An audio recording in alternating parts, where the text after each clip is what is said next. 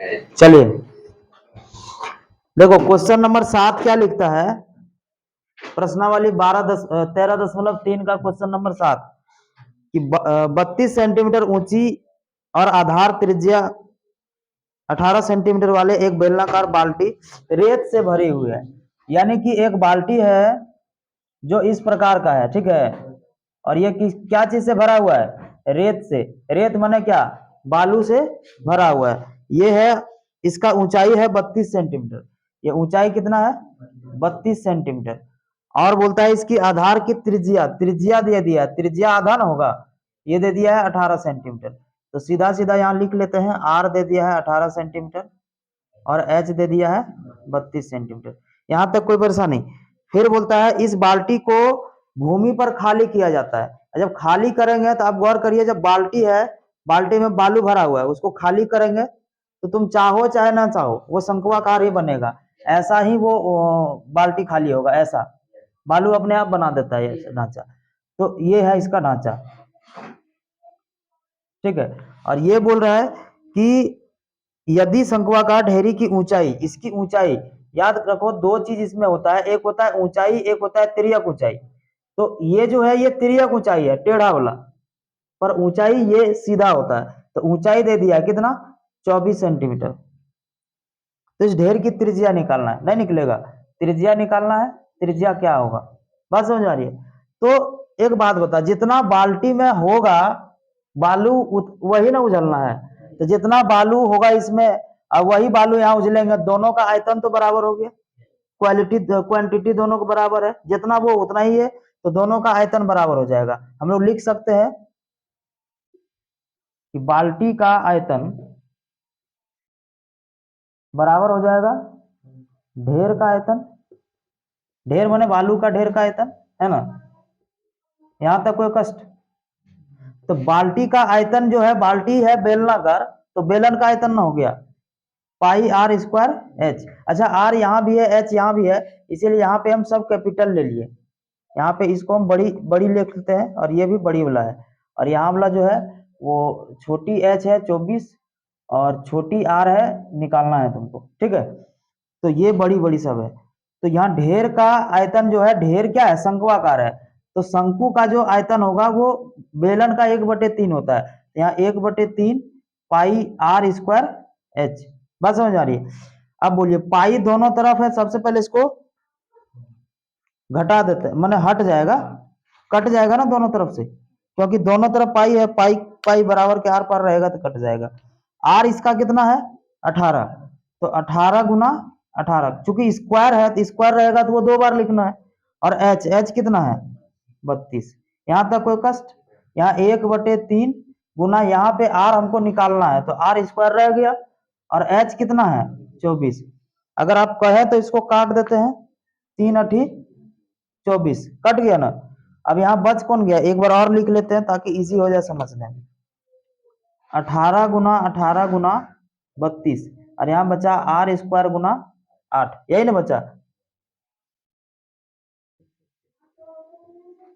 अब इसको इधर लिख देते हैं, तो 18 गुना 32, अब गुना में है, इस पर आएगा तो भाग में आ जाएगा।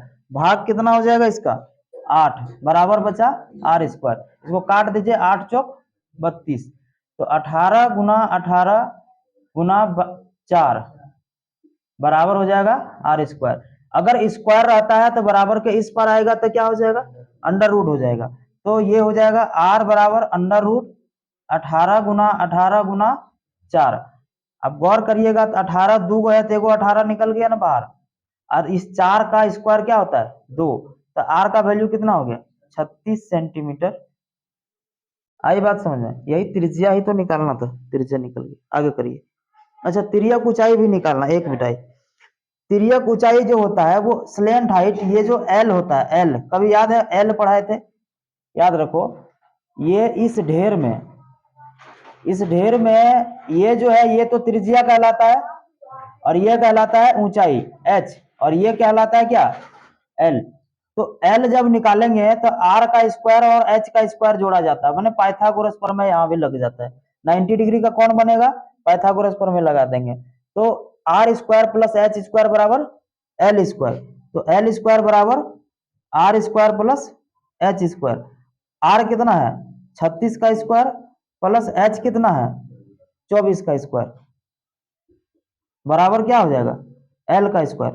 तो एल का स्क्वायर हो जाएगा 36 का स्क्वायर करके जोड़ दीजिए और 24 का स्क्वायर करके जोड़ दीजिए, दोनों का स्क्वायर करके जोड़िएगा एल के स्क्वायर के बराबर निकलेगा। इसको काम करो आगे निकालो।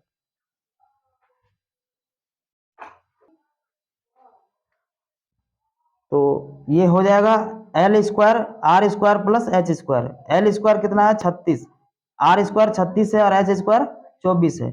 तो 36 का स्क्वायर करेंगे कितना हो जाएगा 1296 और 24 का 576। अभी दोनों को जोड़ देंगे, जोड़ने के बाद आएगा 1872। अब स्क्वायर जो है उस पार जाएगा तो अंडर रूट हो जाएगा, जिस प्रकार यहाँ स्क्वायर इस पर आया तो अंडर रूट हो गया, तो स्क्वायर उस पर जाएगा तो फिर अंडर रूट हो जाएगा। 1872 अंडर रूट में आ गया। इसको अगर तोड़ा जाएगा, तोड़ेंगे तो दो दो में टूटेगा ही, 2 गुना 2 फिर 2 गुना 2 फिर 3 गुना 3 में 13 में। तो 2 को 2 में एगो 2 बाहर हो जाएगा, फिर 2 को 2 में एगो 2 बाहर हो जाएगा, 2 को 3 में एगो 3 बाहर हो जाएगा। वर्गमूल का यही नियम होता है कि जोड़ा में एक बार होता है और 13 का कोई जोड़ा नहीं है, इसीलिए वो रूट के अंदर ही रह गया।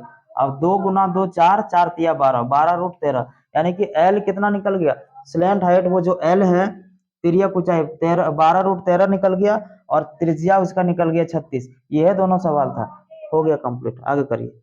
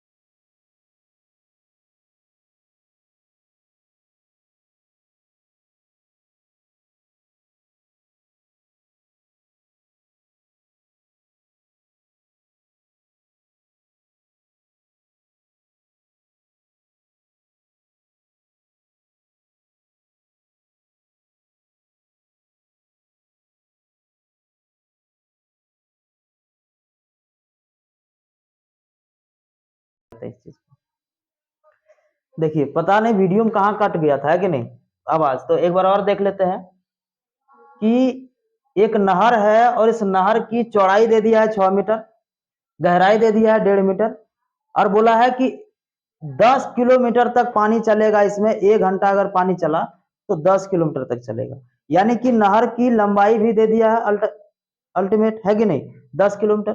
तो 1 घंटे में नहर की लंबाई कितनी हो जाएगी, 10 किलोमीटर।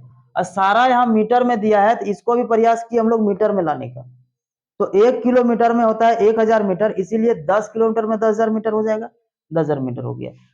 1 घंटा में आयतन, माने आयतन इसको अगर देखा जाए तो ये घनाभ ही है, घनाभ का ही क्षेत्रफल होता है, इसमें घनाभ का ही ढांचा बनता है। तो 1 घंटा में जो आयतन निकलेगा वो लंबाई चौड़ाई ऊंचाई होता है, घनाभ का आयतन का सूत्र लंबाई गुना चौड़ाई गुना ऊंचाई, तीनों को जब गुना किए तो आ गया कितना, 90,000 मीटर क्यूब। पर वो 1 घंटा का था, हमको चाहिए क्या, आधा घंटा का, क्योंकि सवाल में बोला है कि 30 मिनट में कितना वो पानी करेगा, तो 30 मिनट में 1 घंटा का आधा कर देगा।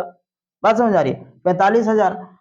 अब ये पानी जो हमारे पास आ गया, इस पानी को एक खेत में पटाना है, और बोला है कि ये ऊंचाई जो होगा खेत की, जो पानी जो खड़ा करना है पानी, वो 8 सेंटीमीटर तक पानी खड़ा कर देना है। तो इसका क्षेत्रफल बताना है। हम लोग को पहले से पता है कि जो आयतन का सूत्र होता है वो क्षेत्रफल गुना ऊंचाई ही होता है।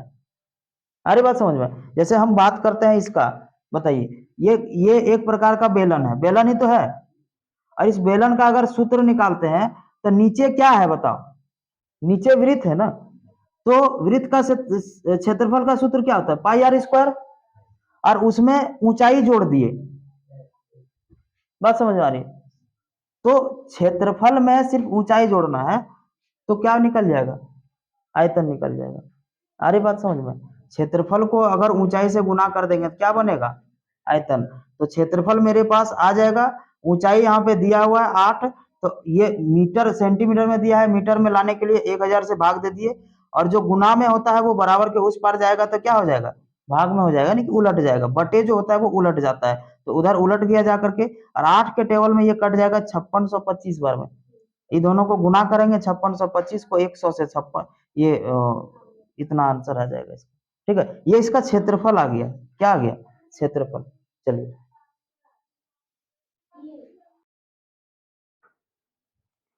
तो क्वेश्चन नंबर 9 देखते हैं।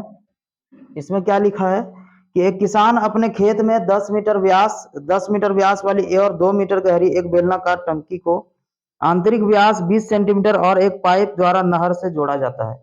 यदि पाइप में 3 किलोमीटर पर घंटा की स्पीड से पानी बह रहा है तो कितने समय के बाद वो टंकी पूरी तरह से क्या हो जाएगा, भर जाएगा। तो ये एक टंकी दिया हुआ है, इस टंकी को एक नहर का जो है एक पाइप से जोड़ा गया है, यानी कि इसमें जो पानी बहेगा, जितना पानी बहेगा वो इसमें ला करके तुमको जमा करना है। बोला कितना देर में ये भर जाएगा।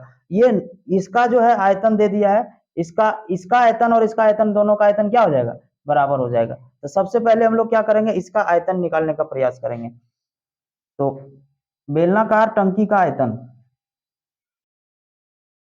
बेलनाकार टंकी का आयतन, बेलन का आयतन क्या होता है, पाई आर स्क्वायर एच, यही ना होता है कि नहीं होता है, पाई आर स्क्वायर एच। तो पाई का पाई रहने दो, आर इसका जो है ये पूरा व्यास है, समझ में आ रही है, ये 10 मीटर क्या दिया है, व्यास दिया है, तो त्रिज्या कितना हो जाएगा, त्रिज्या हो जाएगा 10/2, यानी कि 5 सेंटीमीटर। तो हो जाएगा ये 5 गुना 5, और ऊंचाई 2 मीटर दे दिया है। यहां तक कोई परेशानी, इसको यहीं छोड़ देते हैं, इसको यहीं छोड़ दो। अब जो ये पाइप है, इस पाइप का आयतन निकालो, पाइप का आयतन, पाइप भी तो बेलनाकार ही है ना, पाई आर स्क्वायर एच इसका भी होगा, पाई इसका भी छोड़ देते हैं, आर स्क्वायर इसका कितना हो जाएगा, देखो इसका त्रिज्या, इसका व्यास दे दिया है 20 सेंटीमीटर, इसका व्यास कितना दे दिया है 20 सेंटीमीटर, तो त्रिज्या कितना हो जाएगा 10 सेंटीमीटर, पर ये सेंटीमीटर में है और ये फिर से मीटर में है, तो सेंटीमीटर मीटर अलग अलग चीज हो जाएगा, इसीलिए हमको क्या करना पड़ेगा, इसको भी 100 से भाग देना पड़ेगा। 100 से जब भाग देंगे क्या बचेगा, 1/10, तो 1/10 गुना 1/10 गुना अब इसकी बात रहा ये लंबाई का, ये लंबाई कितना हो जाएगा, ये ऊंचाई कितना हो जाएगी इस पाइप की ऊंचाई। तो ये 3 किलोमीटर पर घंटा की स्पीड से चल रहा है, तो 3 किलोमीटर 1 घंटा में चलेगा। तो एक बात बताइए हमको, इसकी लंबाई कितना हो जाएगा, मीटर में लाएंगे 3 × 1000 बराबर 3000 मीटर, इसकी लंबाई आ जाएगी। तो यहाँ पे लिख दो 3000। अभी 0 से 0 कट जाएगा, इससे ही कट जाएगा, 2 0 कट गया, यहाँ बचा क्या, पाई गुना 30। अब बोला है कितने देर में जिससे ये टंकी भर जाएगा, कितने देर में, तो इसका आयतन बटे इसका आयतन कर देंगे तो समय निकल जाएगा। बात समझ आ रही है। तो